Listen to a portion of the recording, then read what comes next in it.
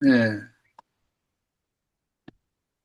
그리고 에베소서에서도, 어, 에베소 3장 19절에도 이렇게 표현하셨어요. 그 너비와 길이와 높이와 깊이가 어떠함을 깨달아 하나님의 모든 충만하신 곳으로 너에게 충만하게 하시기를 구하노라. 또 사도 바울께서도 에베소인들에게 이렇게 충만하신 것으로 충만하게 되게 되기를 이렇게 간구하신 것을 보게 됩니다.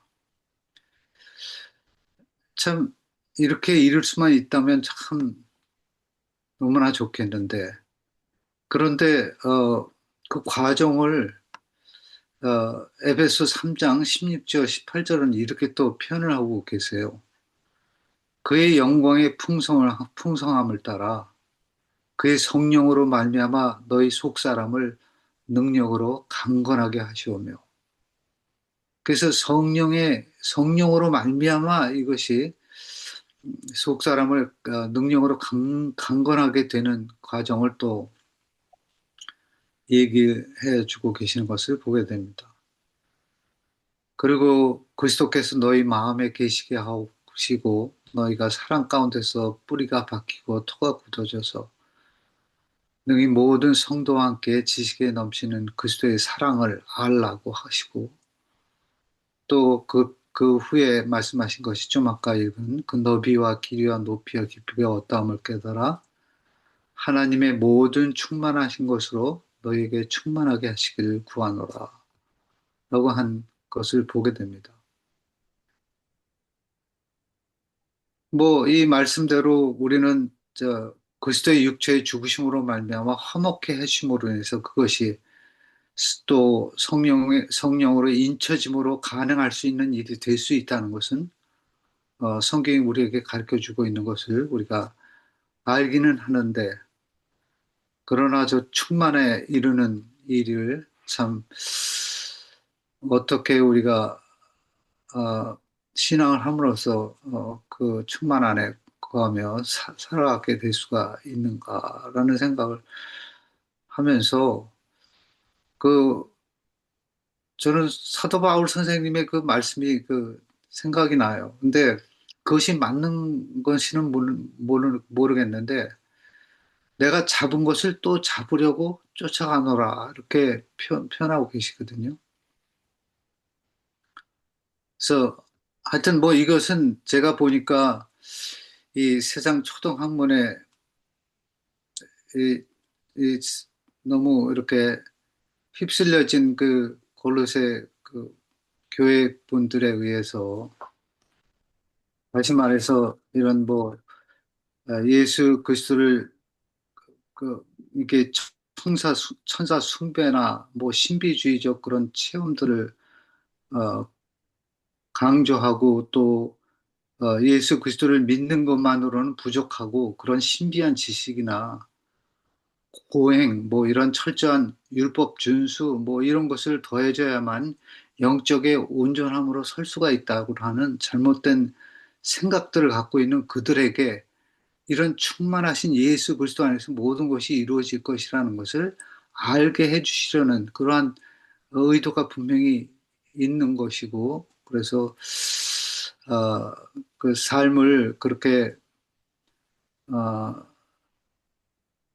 그, 그런 초등학문에 젖지 말고 오직, 모든 것에 통일된 예수 그리스도 안에서, 그들이 그 모든, 신앙의 삶을 이루어가야 한다는 것을 알게 해주시려고 또 그러셨다는 것으로 저는 이해가 되었습니다. 그런데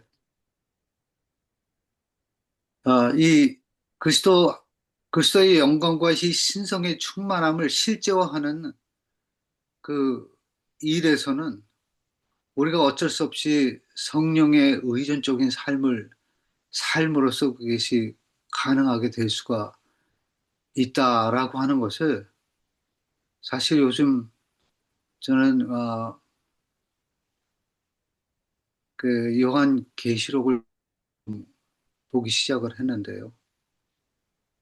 거기서 다시 한번 좀 절실하게 느껴지게 되었습니다. 이 성령의 감동하심이 얼마나 중요한가? 성령의 지도하시고 인도하심을 따라가는 것이 얼마나 중요한가를 좀 생각해 볼 수가 있었거든요. 왜냐하면 이 요한 계시록을 보니까 이 지금 예수님께서는 이 지상 사역 때에 보이셨던 그런 겸손하고 하나님과 동등함을 여기지 않고 자기를 낮춰 인간의 형상으로 종의 형체로 와서 참 죽기까지 그렇게 복종하신 일들 이런 것으로 지상 사역을 이루어 가셨는데 요한 계시록에서는 완전한 신성의 모습으로 나타나시고 또 이런 참 계속 그 하늘에서의 사역을 그런 모습으로 계속 이루어 가시는 것을 볼 때, 참 성령의 의, 어, 그 의존적인 삶이 우리 신앙에 온전히 배어 있지 않게 된다면은 우리가 그리스도를 이미 잡았다고 하나 또 잡아야 하는 그리고 우리가 구원의 옷을 입었지만 또 두루마에 겉옷을 더해 주시는 하나님의 그 놀라운 은혜를 우리가 놓칠 수 있겠구나 하는 그런 생각을 좀 하게 되었습니다. 그래서 이 하나님의 모든 신성은 육체로 오신 예수 안에 거하시며 그것은 뭐 우리는 아, 말씀을 통해서 그래서 이 예수 그리스도는 하나님 그 자체시고 하나님의 모든 충만이시라는 그 사실을 우리가 항상 아, 염두에 두고 이걸 봐야 좀 해결이 될 수가 있구나 하는 생각을 해보게 되고요. 그래서 하여튼 이 하나님의 모든 충만하신 걸로 채워지는 이 존재가 되기 위해서 우리 삶은 그리스도라는 뿌리에 완전히 박혀 있어야 되고 그분의 생명을 공급받음으로써 하나님 앞에 거룩하고 흠없는 자로 세워져 가는 전적인 은혜의 여정이 되어야 된다라고 하는 것을 또 생각해 보게 합니다. 그래서 뭐 하여튼 저는 아직도 여기에 대해서 좀 더 깊이 있게 성경 속에서 좀 알아야 될 것이 많이 있구나라고 하는 생각을 하면서 어, 저는 여기까지만 하겠습니다. 죄송합니다. 제가 좀- 아니요, 예, 감사합니다. 좋은 또 연구하신 거 나눠주셔서 감사드리고, 어, 저도 이렇게 읽으면서, 참, 골로새에 여러 가지 문제들이 많이 있는 것을 이렇게 깨닫게 되었어요. 전에는 그렇게 깊게 생각을 하진 않았는데, 정말 많은 그 시대에 하나님의 말씀이 증거되는 그 지역에 또 사탄이 또 여러 가지 방법으로 사람들을 혼돈하게 하고 이것저것 정말 어, 유대 주다이저라고 부르죠. 그런 사람들이 오고 이러면서 참 교회를 굉장히 많이 혼란하게 만들고 인위적으로 하나님을 섬기려고 하는 그러한 활동을 많이 했구나 그런 것을 느끼게 되었습니다. 네, 감사합니다, 장로님. 또 어느 분께서 또 이어주시겠습니까? 예, 저희는 6시 반에 나가야 되니까 제가 먼저 할게요. 어, 음. 저는 그 쌤이 안 되더라고요. 그래서 이것저것 막 만져봤는데도 쌤 기능이 어디 있는지 없어갖고 못 해갖고 그냥 우리 아들이 파워포인트를 해줘서 그걸로 한번 해본다고 했습니다. 그래서 일단 좀 나눠볼게요. 아, 왜 이게 안 나오나? 이거를 제가 이거 처음 저기 하는 거라 어디를 눌러야지 이게 여기 저기만 나오는지 잘 모르겠네. 일단 다른 걸로 해볼게요.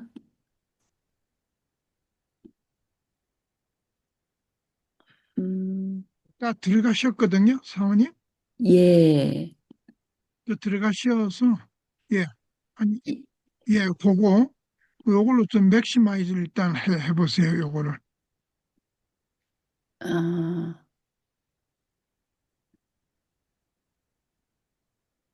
지금 여기에 스크린이 헬프가 나오거든요. 예, 이제 나왔습니다. 예, 예, 이 예, 포션으로 바꿨습니다. 포션으로. 예. 지금 제 됐어요? 예, 예,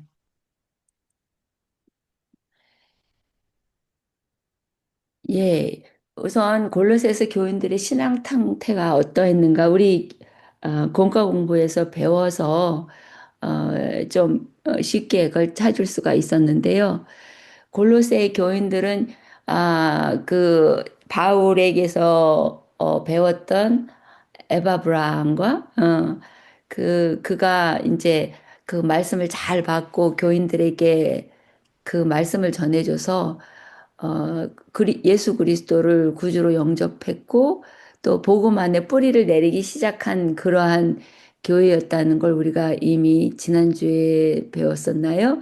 이제 배웠는데 아마 많은 또 혼란이 왔던 것 같습니다. 그래서 엉뚱한 교리를 가지고 여러 참 혼란한 일들이 있어갖고 신앙이 흔들릴 위험에 처해져 있었는데 그들에게는 그리스도만으로 충분하지 않다는 그러한 생각이 스며들고 있었습니다.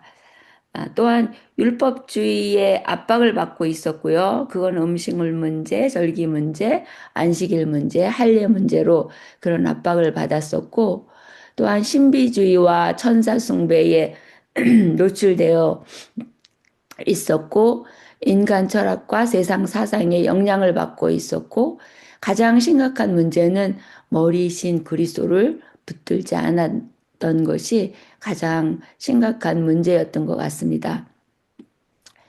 이 골로새서 2장을 좀 나눠서 보면은요, 이 2장 1절부터 5절까지는 바울의 간절한 권면이 그곳에 있었는데 이제 그들이 아까 우리 살펴본 것처럼 그 신앙적인 위험에 있을 때에 흔들리지 않는 믿음을 가져라 하는 그런 바울의 간절한 권면이 있게 됩니다.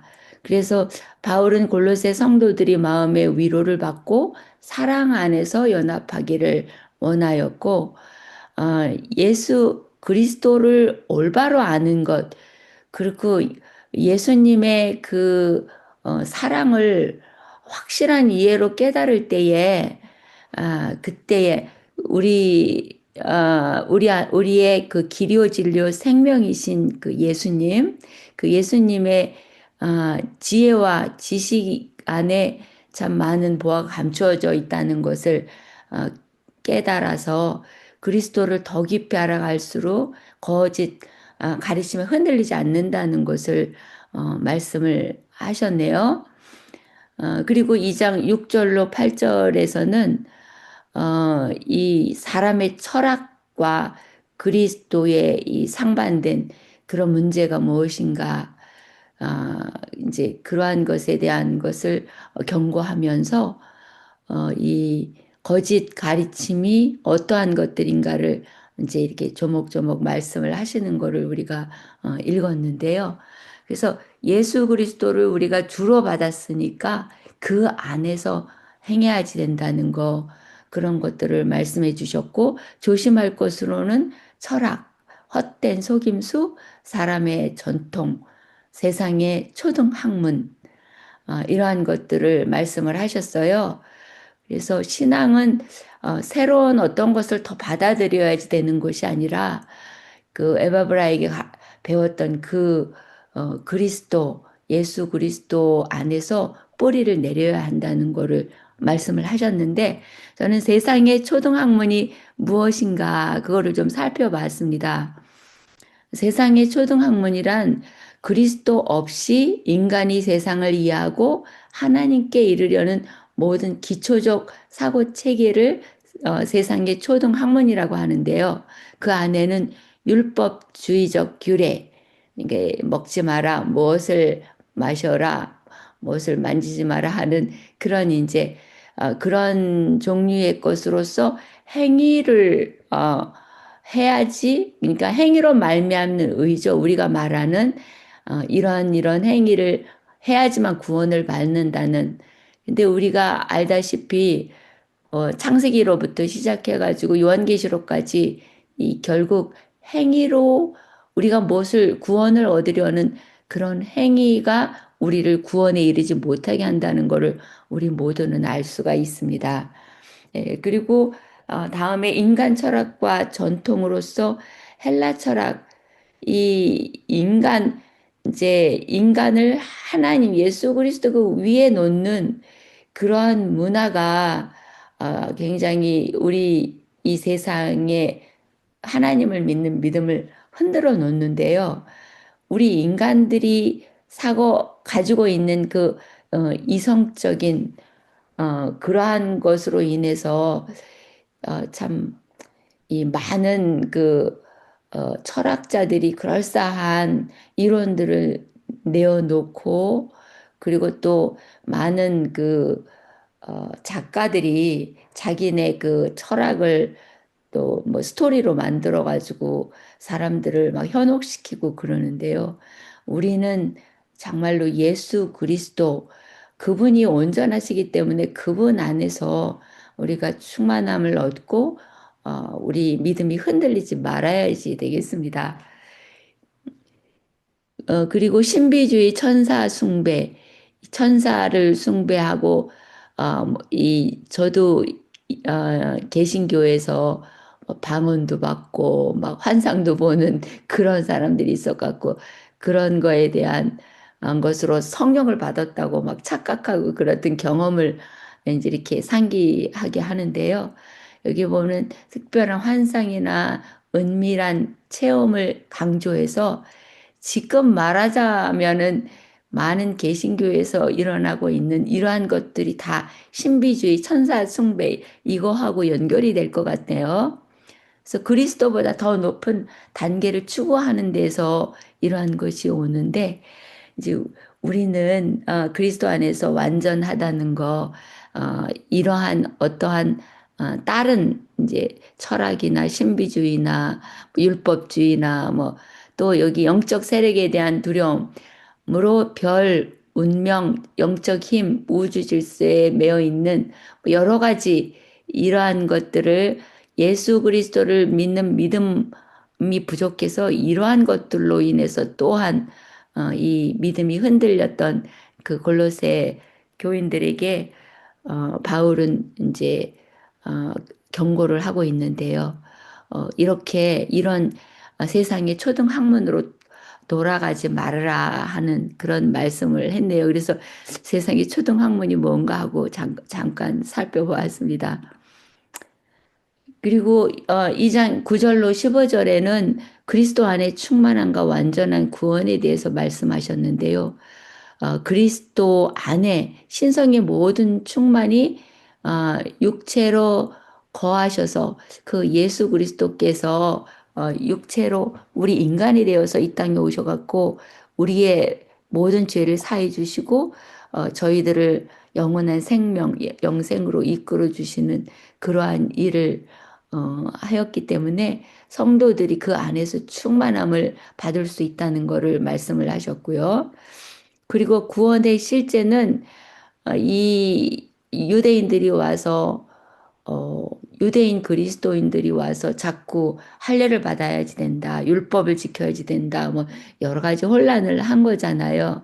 근데 우리들은 예수 그리스도 안에서 침례를 받고 예수 그리스도와 연합함으로 말미암아 이 육신적인 이 할례를 할 필요가 없다. 이제 그러한 그거는 이제 이스라엘 백성들에게 하나님께서 하신 언약이었는데 그 모든 것들이 예수 그리스도가 오심으로 말미암아 모두 폐해졌기 때문에 더 이상 그 할례로 그 이방인들에게도 할례를 행해야 된다는 그러한 것들이 맞지 않다는 거. 그러니까 계속 예수 그리스도의 게 초점을 맞추는 이 바울의 말씀을 우리가 이해할 수 있겠습니다.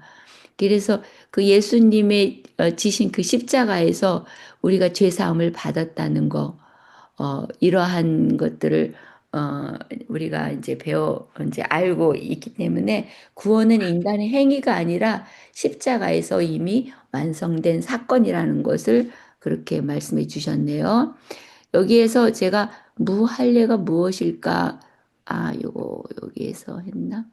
예, 예.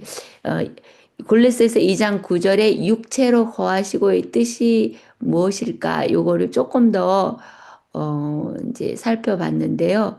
이제 사람의 몸을 입고 육신의 몸을 입고 이 땅에 오셨잖아요. 하나님이신 그분이 사람의 몸을 입고 오셨는데 겉모습만 사람의 모습을 하고 속은 여전히 그 완전한 신성인 하나님으로 오신 게 아니라 아, 정말로 육신의 모든 것을 그대로 입고 오셨다는 거.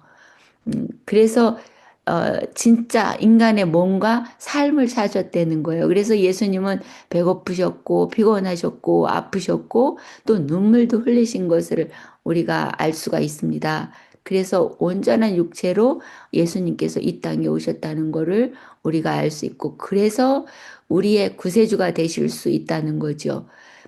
그러나 예수님께서는 그 신성을 가지고 계셨지만 완전한 육신으로서 우리 인간들이 겪는 모든 고통과 아픔과 슬픔 그것까지도 결국 사망까지도 어, 이제 당하셨잖아요. 근데 하나님은 죽으실 수 없는 분이신데 그 사망까지 인간이 겪은 그 사망까지 겪으심으로 말미암아 완전한 육신으로 오신 것을 증명하셨습니다.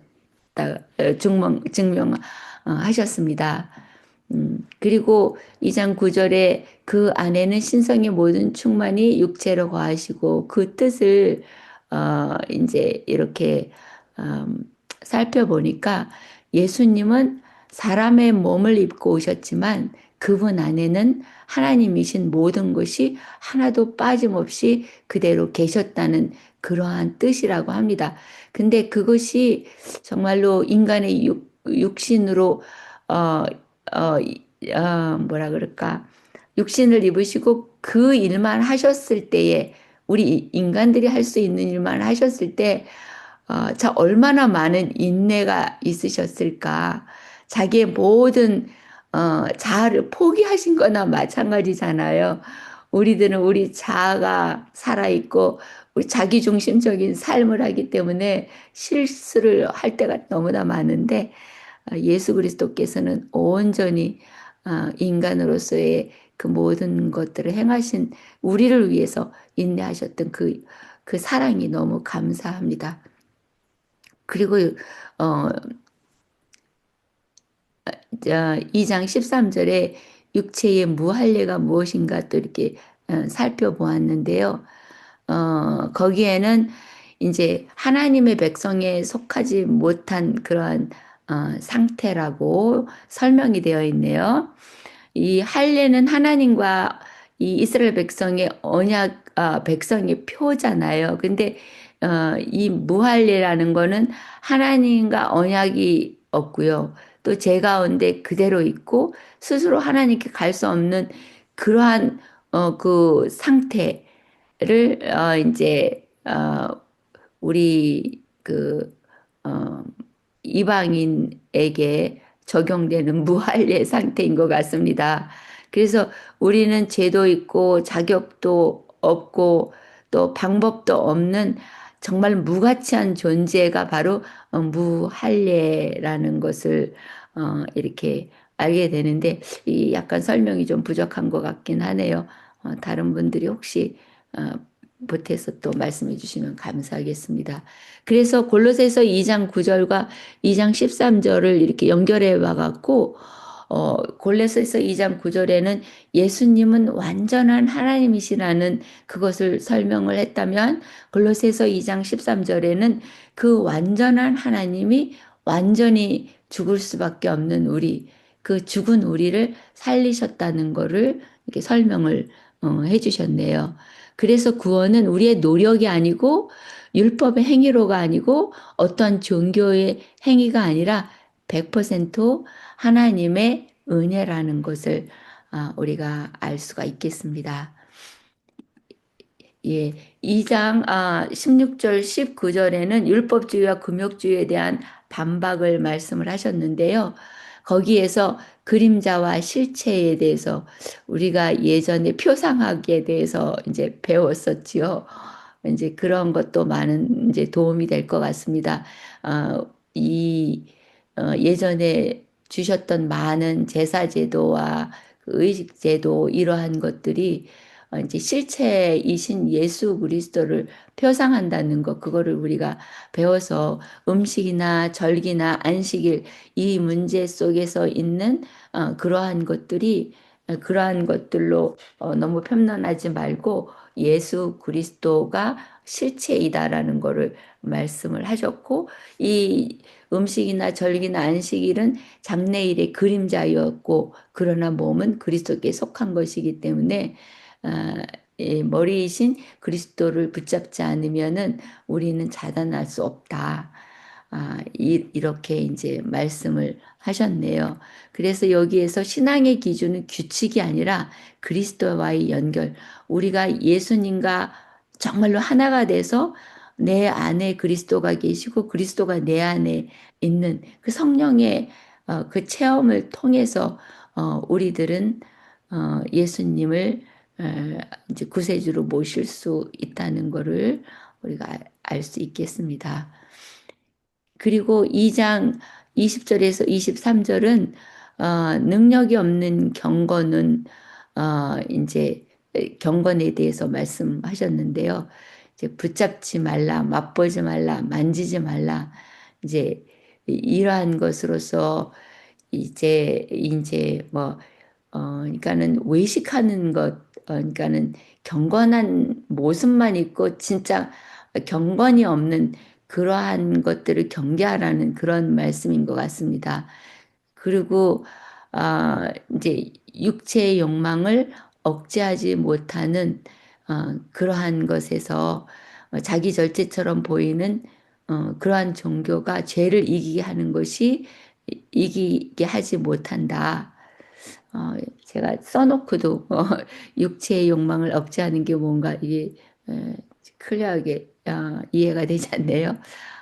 늦은 시간에 해갖고 하여튼 이러한 그 이제 조목조목으로 우리에게 어떠한 신앙을 해야지 되나 그리스도가 완전하시기 때문에 예수 그리스도를 믿는 믿음 안에서 예수님을 아는 지혜 속에 자라날 때에 우리는 믿음이 흔들리지 아니하고 올바로 설 수 있다는 것을 이렇게 바울 선생님이 말씀해 주셨는데요. 저는 여기까지만 하고 시간을 너무 많이 써서 죄송합니다. 우리 다음 분들이 또 준비한 것이 있을 테니까요. 요거까지만 하겠습니다. 네, 수고하셨습니다. 참, 하나님은 태초부터 그냥 도전을 받으시면서, 오류로 도전을 받으시면서 그 구원의, 구속의 경륜을 이루어 가시는데, 지금도 많이 혼란스럽죠. 굉장히 어려운 그런 혼란스러운 시기를 저희들이 지나고 있고, 얼마 전에 그 저격받아서 암살당했던 찰리 커크 같은 사람이 책을 써가지고 안식일을 준수를 쓴 책이 엄청나게 그냥 폭발적으로 인기를 얻고 팔렸는데 그것에 대해서 읽고 이렇게 해석하신 우리 교회에 저명하신 분들의 말씀을 들으면 안식일이라고 한 그 안식일 그 자체가 아, 찰리 컥이 의도했던 건지 왜냐하게 되면 책이 찰리 컥이 죽고 난 다음에 이 완성이 돼가지고서 시장에 나왔기 때문에 그런 의도였는지 많은 경우에 본인이 책을 쓰고 나도 에디터들이 편집자가 그것을 다 편집을 해가지고선 발행을 한다고 하네요. 그래서 이미 찰리 컥이 죽고 난 다음에 편집자의 생각이 들어가서 그렇게 나왔는지 몰라도 안식일이라는 말은 있어도 이 영어로다가 표현할 적에 a Sabbath하고 the Sabbath하고는 틀리는 것인데 찰리 컥의 그 책에는 a Sabbath 그러니까 그냥 하루 쉬는 것 그런 식으로다가 표현이 된 것으로 돼 있어가지고 아쉽다고 그러는 것을 그 마크 필리 목사님이나 덕 패출러 목사님 같은 분들이 이렇게 해설하시는 걸 제가 잠깐 들었습니다. 그래서 어, 그 찰리 컥의 그 방송에 나와서 이야기하고 그런 거 들을 적에는 본인은 금요일 저녁부터 일요일 아침까지 컴퓨터 전화기를 다 꺼버린대요.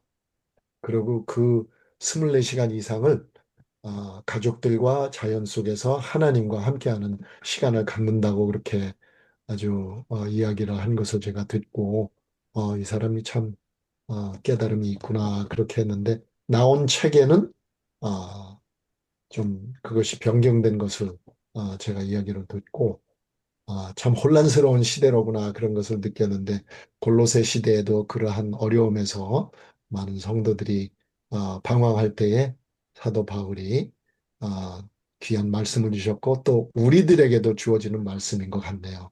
항상 예수 그리스도 안에서 우리가 있어야 됨을 확신시켜 주었습니다. 감사합니다. 혹시 또 어느 분께서 또 말씀해 주실까요? 요 잠깐 제가 음식물 문제하고 절개 문제 그거를 설명을 제대로 못했는데요.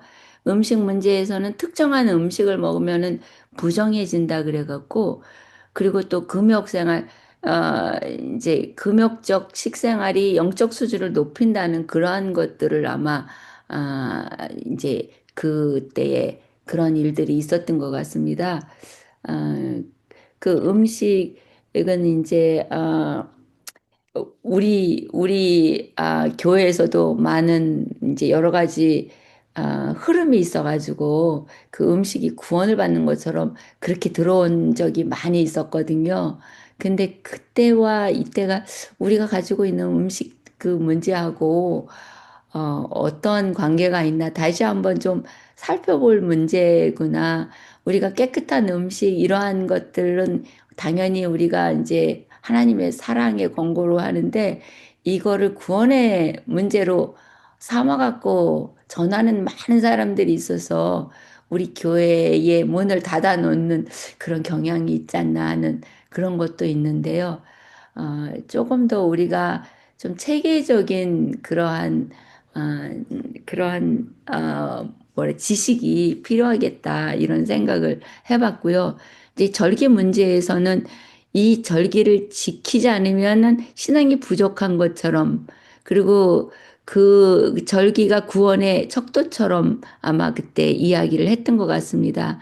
그래서 오로지 우리 예수 그리스도는 완전하시기 때문에 예수님을 아는 지식, 그것이 가장 필요한 그것을 이야기했기 때문에 우리가 은혜 중심적인 그러한 우리 행위 중심적이 아니라 은혜 중심적인 그것을 강조하셨던 것 같습니다. 예, 그렇게 말씀드려 봅니다. 예. 네, 감사합니다. 우리 에스더 김 집사님께서는 운전 중이시라 듣기만 하시겠다고 채트에 올리셨네요. 우리 그러면 어떻게 김종시 장로님 한번 좀 말씀 주시겠습니까? 예, 제가 아까 목사님께서도 말씀하신 것처럼 이 성경을 보니까 느끼는 게 너무 많아서 어, 제가 한 가지만 말씀을 드리겠습니다. 예, 그리고 말씀하시다가 저희는 한 6시 25분쯤에는 나가서 교회 것으로 들어가도록 할 테니까 그렇게 하시고 계속해 주세요. 감사합니다. 예, 이 골로새서 2장 16절이 가장 크리티컬한 그 성경들이라고 생각이 되고 또 이게 일반 개신교에서 저희 안식일 교회에 대해서 이제 비판하는 것 중에서 가장 큰 거가 바로 2장 16절이거든요. 그래서 야, 바울이 이렇게 얘기를 했다.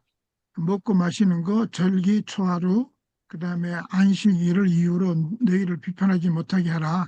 그러면서 이 안식일을 우리가 준수하는 우리 안식일 교인들한테 안식일이 다 이게 했다라는 의미로 먹고 마시는 거와 절기와 초하루 뭐 유월절이나 이런 것들은 다 없어진 거다. 그래서 안식일을 지킬 이 의미가 없다라고 말씀하시는 그가 대부분이 이 골로새서 2장 16절을 이용을 합니다.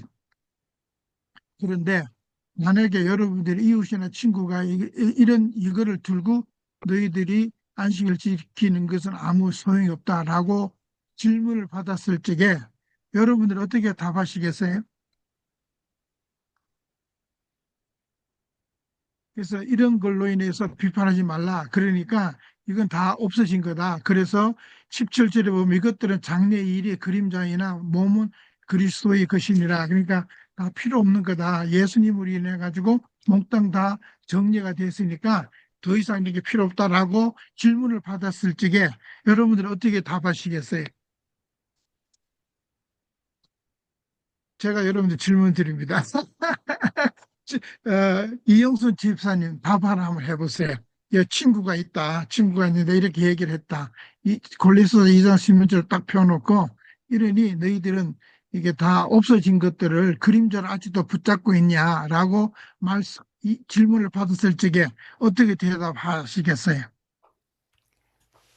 그냥 저는 어, 안식일에 대해서 말할 때는 하여튼 저는 창세기 하나님의 그 저기 그 천지 지으신 그 창조일을 말할 것이고 또 그 다음에는 안식일의 종류들이 그러니까 절기, 초하루 이런 절기의 그런 거에 대해서 내가 자세히는 설명을 이제 할 거를 이제 생각을 해야 되겠죠. 근데 그러니까 안식일도 여러 가지로 아니 두 가지로 생각할 수 있다. 창조의 안식일 또 절기 때 맞는 안식일 그걸 설명하기 위해서는 우리가 성경 레위기를 좀 더 공부해야 된다 이렇게 말해야 되겠죠. 아유 나도 진짜 거기에 대해서 많이 좀 생각해 봐야 되겠네요. 예, 굉장히 우리 재림 교인들이 꼭 알아야 할 정확히 이해해야 할 성경들이 2장 16절입니다. 혹시 정영희 집사님 이거 그런 질문을 받을 때 어떻게 답하시겠어요? 예, 이 성경절로서 이제 그렇게 물을 묻는다면은, 아, 여기 말고 안식에 관한 기별이 많이 있다. 성경 안에도. 어, 그렇기 때문에, 어, 그 성경을 풀고, 그러니까, 여기에서만 그렇게 어, 이 절에서만 마음을 닫지 말고, 열린 마음으로 예, 성경을 차근하게 살펴볼 필요가 있다. 예, 그러면서 성경 구절들이 얼마나 많습니까, 우리가. 예, 예. 그것들을 좀 찾아서 이렇게 보여주고 읽어주면은 일단 그 질문에 대한 그 의문은 뭐 그 자리에서 풀리지는 않을지라도 이 사람에게 연구할 수 있는 그런 걸 던져줄 수 있잖아요. 예. 제가 정리해서 고맙습니다. 다 맞는 말씀인데 정리해서 말씀드리면은 16절에 나오는 안식일은 원어적으로 보시면은 이게 복수형을 썼어요. 그래서 이게 한국 번역된 건 안식일을 이유로 하나로만 이렇게 얘기를 했는데 원어로 보면은 안식일들이에요. 안식일들. 그리고 영어 성경을 봐도 세버스 데이스라고 나와요.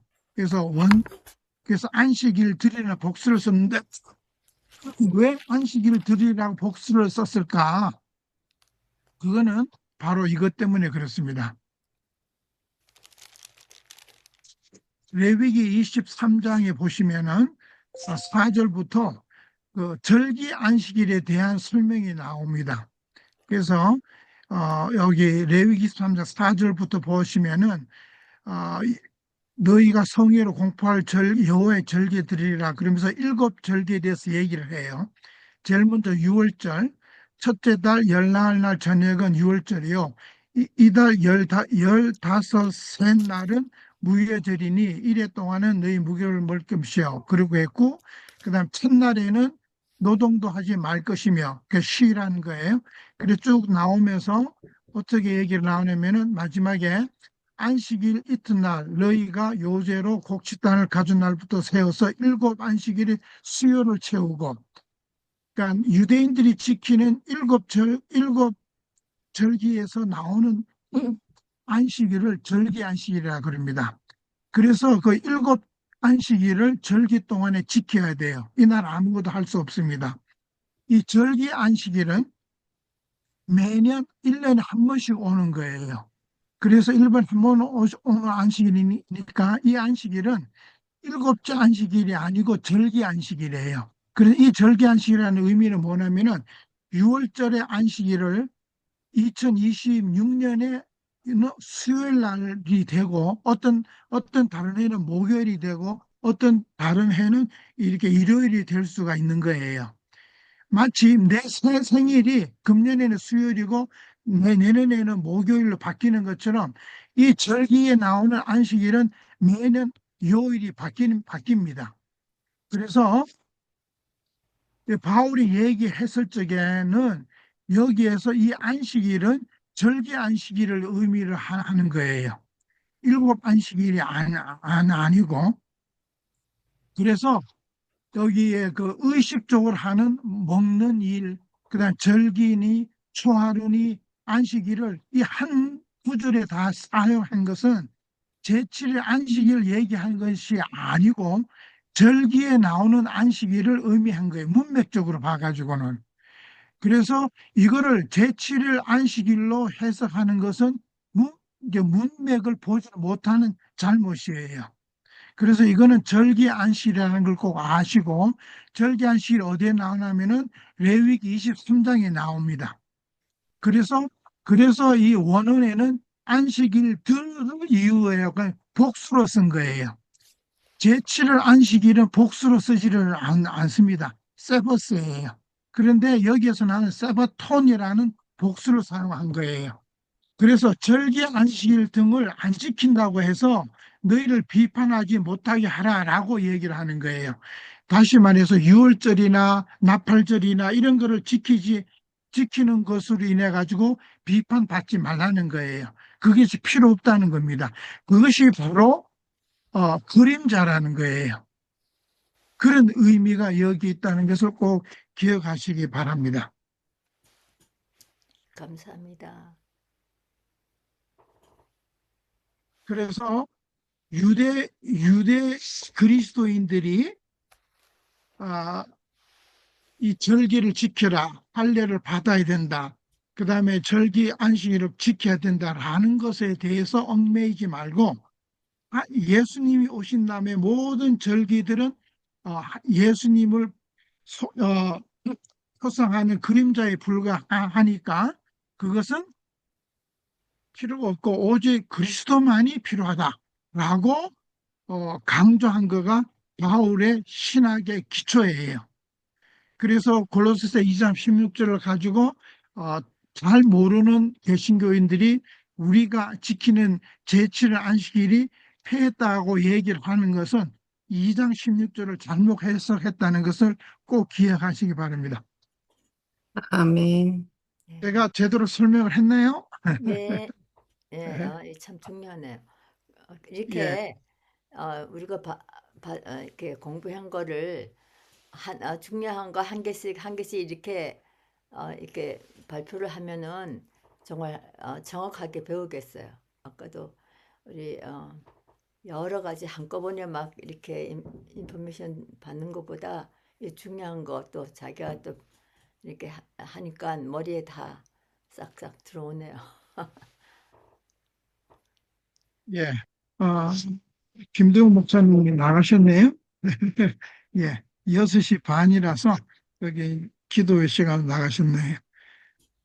계속해서 혹시 다른 성경 구절을 얘기하실 분이 계실까요? 세라조 집사님. 세라조 집사님이 계시나? 안 계신가? 이렇게 앞에서 다 설명을 전체적으로 공희진 사모님, 네. 또 이창훈 장로님 다 해주셨어요. 그리고 마지막으로 또 이렇게 중요한, 저도 안식일에 대해서 그렇게 절기 안식일에 대해서 그냥 개별적으로는 알고 있었는데 지금 이 문장이 그렇게 연결이 된다는 것을 지금 또 이해를 했어요. 그 안식일은 제7일 안식일 제7일 안식일은 이 절기 안식일과 구별돼 이 표상적인 그것이 아니고 기념이라 그랬잖아요. 안식일 이렇게 창조의 기념으로 이렇게 제정해 놓으신 거고. 그런데 이제 절기 안식일은 예수님의 그림자, 표상이라고 이렇게 하셨는데, 그것을 이렇게 연관돼서 또 금방 이렇게 머리에 확 들어오지 않는 거예요. 네, 지금 말씀해 주셔서, 그렇지. 또 누가 이렇게 혹시 물으면 또 버벅거릴 수도 있는데, 그거 확실하게 기억을 해야 되겠구나. 이렇게.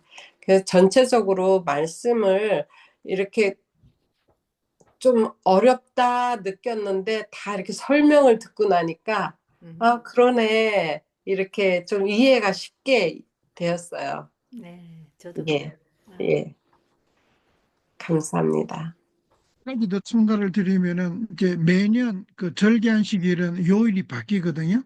그렇지. 마치 내 생일이 요일이 바뀌는 것처럼 그래서 픽스드가 된 거예요. 그런데 어떤 때는 그 절기안식일이 제칠 안식일하고 겹칠 때가 있어요. 그걸 성경에서 뭐라고 그랬을까요?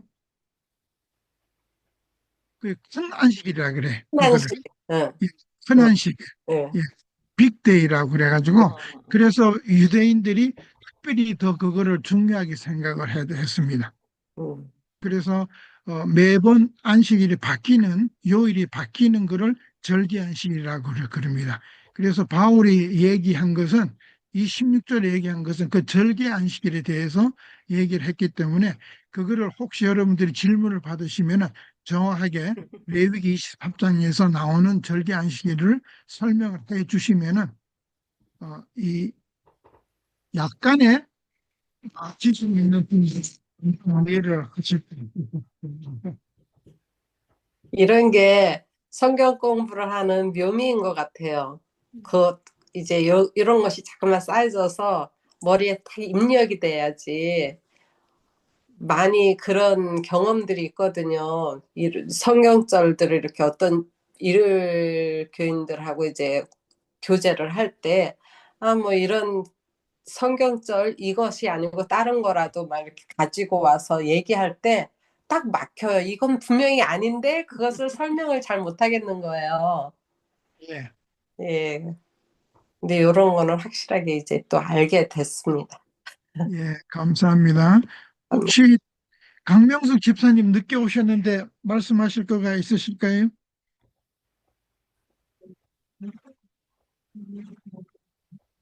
아, 죄송합니다. 제가 오늘 시간을 착각해가지고, 그래도 좀 일찍 들어온다고 했는데 시작이 돼 있어서 왜 그랬지 하고 그냥 나중에 생각한 거예요. 근데 여기 이 말을 갖고 저는 일요일교인들을 내가 일요일교에서 왔기 때문에 이것을 갖고 처음에는 내가 엄청 당황했거든요. 여기를 제가 몰랐기 때문에. 그런데 그 사람네들이 나에게 따지고 들으려고 할 때는 그냥 그렇게 생각하시냐고 그렇게 하고 말았거든요. 나중에 이제 한 목사님과 장로님한테 이 말을 제가 우리 장로님이 말씀해 주신 것처럼 이 말을 듣고 나서는 제가 이거를 어, 기억하고 또 적어가지고 외워가지고 이렇게 말을 했었어요. 그랬더니 이게 아닌데 그 사람이 또 그렇게 말을 해서 왜 이거를 이대로 그대로 읽지 못하고 날더러 응? 왜 그렇게 안식일만 주장하냐고 또 따지고 들어올 때는 아 그렇게 생각하시면 그렇게 생각하시라고 그냥 이 논란을 하지 말라 그랬기 논쟁을 하지 말라 그랬기 때문에 저는 그냥 그렇게 넘어갔었거든요. 근데 이거를 따지고 들어오려고 그러면은 할 말이 없어요. 그리고 그냥 저는 좀 더 기도하고 하나님 말씀대로 순종하려고 하면 또 길이 또 열린다고 그렇게 저는 대답을 했었거든요. 근데 우리가 제가 여기 와서 이렇게 보니까 이 안식일 물론 지금은 일요일 교인들도 엄청 많이 연구하고 하잖아요. 그런데 우리만큼은 아닌 것 같아요. 그래서 우리가 저는 안식교에 들어오는 것을 참 자부심을 갖고 신앙을 하고 있습니다. 감사합니다. 이제 많은 분들이 이제 여기 골로새서 2장 16절에 나오는 그걸 가지고 우리가 이제 많이 비판을 받는데 여기에 대한 정확한 우리가 지식을 갖고 있어야지 된다고 생각하거든요. 그런데 아멘, 아멘. 그 십계명 속에 있는 넷째 계명에 있는 제7일 안식일에 대해서 십계명 첫째 계명부터 열째 계명까지 모든 것을 그 도덕 율법이라고 그래요. 그 외에 레위기에 나오는 의식적 율법은 제사를 어떻게 드리느냐 이거를 얘기를 할 적에 이분들이 십계명 중에서 넷째 계명은 의식적인 율법으로 이렇게 분리를 해요. 그래서 아니 이게 돌판에 적혀져서 하나님께서 직접 쓰신 거를 왜 하필이면 넷째 계명을 도덕 율법에서 빼내서 의식적인 율법으로 넣느냐 이 말이 안 되는 얘기잖아요. 그 중에서 하나를 준 이 십계명 전체 첫째 계명부터 열째 계명인 중에서 전체가 도덕적인 율법이라면은 뭐 하나님 외에 다 어떤 신을 섬기지 말아라 하는 그거는 도덕적 율법으로 보고 넷째 계명에 있는 제7의 안식일을 기억하여 거룩히 지키라는 것을 의문의 율법으로 캐tegorize 한다는 것은 논리적으로 안 맞는 거잖아요. 그죠? 그래서 전체적으로 십계명은 다 도덕 율법으로 포함이 되니까 당연히 안식일도 도덕적 율법으로 들어가야 됩니다. 그러나 단 하나, 이러한 율법을 구원을 받기 위해서 지키는 것은 아니잖아요. 그죠? 구원을 얻기 위해서 지키는 것은 절대로 아닙니다. 근데 유대인들은 그때 구원을 받기 위해서 모든 율법을 지켜야 된다고 주장을 한 거예요. 그래서 이방인들이 그리스도인이 된 사람들한테 율법을 지키라라고 하면서 할례를 받아야 된다라고 얘기를 한 거예요. 그러면서 바울이 골로새서를 쓸 당시에는 모든 그리스도인들, 모든 유대인들은 다 안식일에 대한 그게 대한 그 비판이 전혀 없었어요. 안식일을 지켰기 때문에. 그때는 몽땅 다. 그러나 바울이 2장 16절에서 얘기한 안식일에 대해서 비판을 받지 말라는 그 안식일은 시대적인 환경이나 그 문법적으로 보는 문맥에 흐르는 거는 거기는 의식적인 율법을 얘기를 한 거예요. 왜냐하면은 유대인들은 그 의식을 다 지켜야지만 구원을 받는다고 생각했기 때문에 그러한 율법을 지킴으로써 구원을 받는다고 생각하는 유대주의자들에 대해서 바울은 얘기를 한 거예요. 그래서 그거는 절기 안식일이라는 것에 대해서 틀림이 없고 또 거기에 대해서 절기 안식일이 몇 개 있다 그랬어요? 7개가 있어요. 그래서 안식일들이라고 원문에는 돼 있는 거예요. 이거 번역은 안식일로 돼 있지만 안식일들이라는 거가 정확한 번역입니다. 그래서 절기 안식일을 7개를 얘기를 한 거예요. 그래서 그걸 분명히 원문을 알고 헬라어를 좀 알고 히브리어를 아는 사람들은 그렇게 설명하면 금방 이해를 해요. 그걸 모르고 그냥 고집만 피우는 사람한테는 할 수 없는 일입니다. 제가 끝나면서 마지막 한 가지만 더 말씀을 드리겠습니다.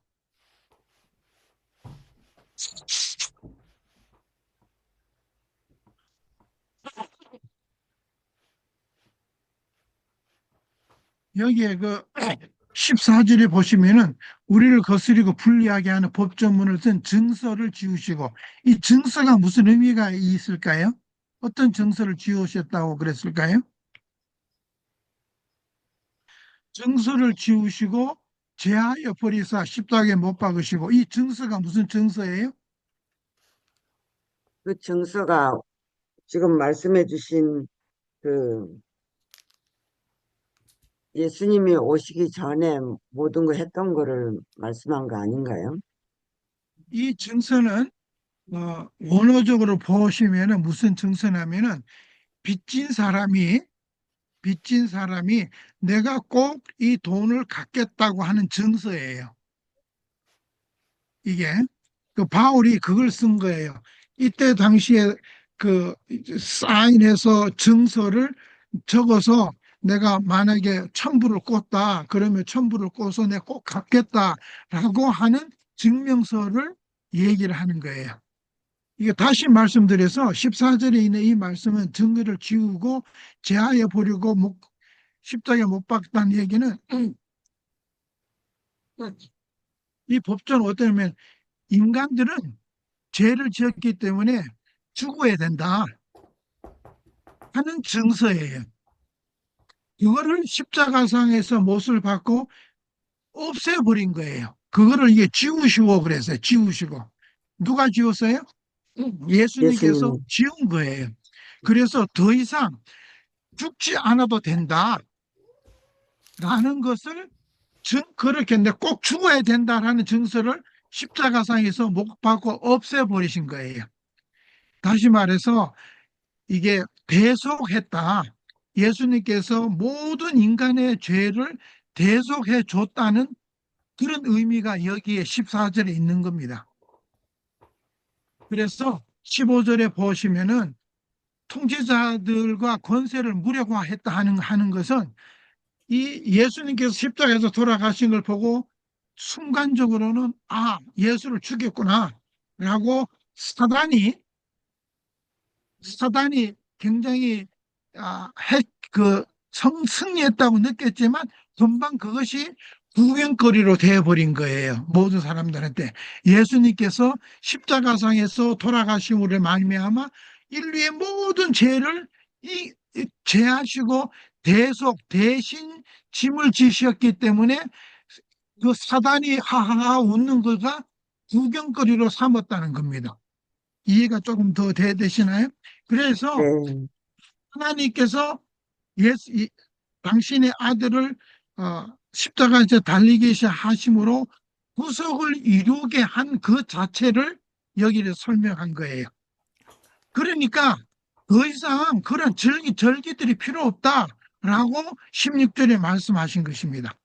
자, 그 다음에 마지막으로 하나를 19절에 보시면은 하나님이 자라게 하심으로 자라느니라 라고 얘기를 하시는 이 말씀이 기가 막힌 말씀이에요. 우리가 하나님 속에서 우리의 영적인 신앙을 자라게 하는 것은 내가 하는 것이 아니라 누가 하는 거라고요? 하나님께서 예수님. 하신다는 거예요.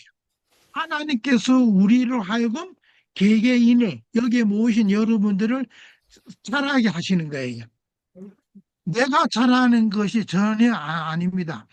그래서 신앙으로 자라게 하는 것은 하나님께서 그렇게 하신다는 것을 꼭 인정하시기 바랍니다. 내가 하는 것이 아멘. 아니라 하나님께서 자라게 한다.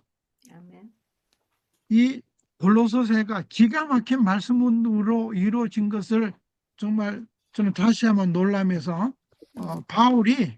바울이 기가 막힌 말씀을 하셔서 저는 기쁨에 넘치고 있습니다. 아멘. 네. 제가 한 가지 여쭤봐도 될까요? 예, 제가 그 일요일 교인들하고 이제 이 안식일에 대해서 이야기가 이제 나와가지고 막 이 사람 저 사람네들이 저를 공격을 막 했는데 한 가지 난감한 것은 제가 구글에서 찾아보고 또 그렇게 그분들처럼 찾지는 못했어요. 근데 한 가지 달력이 이 여러 세대를 오면서 많이 바뀌었다는 거예요. 날짜도 바뀌고 어 시간도 바뀌고 그렇게 했는데 그거를 응? 왜 그렇게 일일이 따져서 안식일을 지키느냐고 그렇게. 근데 저는 이게 하나님이 주신 마음이겠지만 제가 일요일 날 교회를 내가 다니면서 그 성경을 통독을 하고 안식일이 분명히 일요일인 줄 알고 제가 지켰다가 이렇게 왔기 때문에 예, 그거를 생각을 못 했거든요. 근데 나중에 이제 이거를 갖고 내가 너무 좋아서 사람들한테 말을 하면 그때는 내가 지식이 없어서 그냥 말이 막혀서 조금 전에 말했던 것처럼 그렇게 생각하면 그렇게 생각하시라고 그렇게 말을 했었는데 달력 가지고는 아직도 저한테는 미스터리거든요. 그, 예. 그분들이 이제 그렇게 얘기하시는 분들은 개신교인들 중에서 굉장히 초보자적인 수준에 있는 분들이에요. 예, 그거는 몰라서 그렇게 얘기하시는 분들이에요. 아, 그리고 그 아주 목사님한테 들었는데 이렇게 순전하신 분들은 강명수 집사님처럼 안식일이 일요일인 줄 알고 지켰다는 분도 계시고, 그 다음에 또 다른 분들은 달력이 매번 바뀌었는데, 뭐 이 날이 중요하냐, 저 날이 중요하냐라고 하는 거는 그거는 굉장히 무식한 거예요. 왜냐하면은 유대인들은 3,000년 전부터 어, 안식일을 토요일로 지킨 무리들이에요. 그거는. 그러니까 그거 가지고 왈가왈부할지가 아니에요. 그러니까 제7일이 뭐 안식일이 일요일이다라고 무턱대고 우기는 사람은 자기가 무식하다는 얘기예요. 그거는 몰라서 하는 얘기고요. 조금 더 성경을 아시는 분들 어떻게 얘기를 하냐면은 부활이 더 중요하다. 부활이. 그래서 예수님이 부활하셨기 때문에 부활이 더 중요하기 때문에 우리는 예수님이 부활한 일요일을 지킨다라고 얘기는 하시는 분들이 조금 더 앞서 있는 분들이에요. 그런 분들은. 왜냐면은 적어도 안식일은 토요일이라고 인정을 하시는 분들이기 때문에 그렇습니다. 그래서 그걸 알고, 아, 그렇지만 우리는 부활이 더 중요하다라고 주장하시는 분들이 약간 좀 나으신 분들이에요. 더 솔직한 사람들은 누구냐면은 천주교인들이에요. 네, 그래서 맞아요. 천주교 그 교리 문답에 보게 되면은 안식일이 어느 날이뇨? 그러면 안식일은 토요일입니다. 이렇게 얘기를 해요. 그런데 우리는 왜 안식일 대신에 일요일을 교회를 나가나요? 그러면은 뭐라고 대답하는 줄 아세요? 그 교리 문답집에 나와요. 네. 교회가 토요일 안식일에서 일요일로 바꿨기 때문에 우리는 주일날 예배를 드립니다라고 답을 해요. 예, 더 솔직한 거예요. 교회가 그렇게 고난이 있다고 믿는 사람들이 천주교인들이에요. 교회가 아, 우리가 바꿨다라고 솔직하게 얘기를 해요. 그래서 저기 천주교에서는 뭐라 그러냐면은 너희들 마틴 루터를 중심으로 해서 솔라 스크립투라 오직 성경 얘기를 주장을 하면서 개신교가 생겼잖아요. 우리는 오직 성경으로만 한다. 그래서 천주교인들은 개신교들을 보고 웃어요. 너희들 뭐 오직 성경 그러느냐. 오직 성경으로 따른다면은 안식일을 지켜야 된다. 안식일을 지켜야 된다. 우리는 성경 플러스 전통을 지키기 때문에 우리가 바꾼 일요일 주일을 지키는 거다라고 당당하게 얘기를 해요. 전주교인들은. 그래서 천주 십계라는 게 있죠. 그걸 혹시 여러분들 아시는지 모르겠어요? 네. 천주교에서는 십계라는 게 있어요. 개신교에는 십계명이라고 그래요. 천주 십계는 뭐라고 되어 있어요? 주의를 지키라라고 이렇게 자기네들이 바꿨어요. 개신교가 가지고 있는 십계명은 안식일 거룩 지키라라고 되어 있어요. 출애굽기에 있는 것처럼. 그러나 천주교 십계는 바꿨어요. 주의를 지키라라고 나와 있어요. 그리고 그거 아시는가 모르겠어요. 그래서 저는 알아요. 천주교는 자기네들 바꿨다고 얘기를 해요. 그리고 네. 개신교들한테 너희들이 뭐 오직 성경 그러지만 너희들은 바보다. 그러면서 왜 주의를 왜 지키냐 그래요. 우리가 정한 거를. 그렇습니다. 자, 감사합니다. 예. 또 다른 질문이 혹시 이 장에서 나누실 분들이 계실까요? 예. 없으시면은 우리 기도로 마칠까요? 끝 기도 누구시죠? 근데요. 예. 예. 그럼 정영희 집사님 한 말씀 하시고 기도해 주시죠.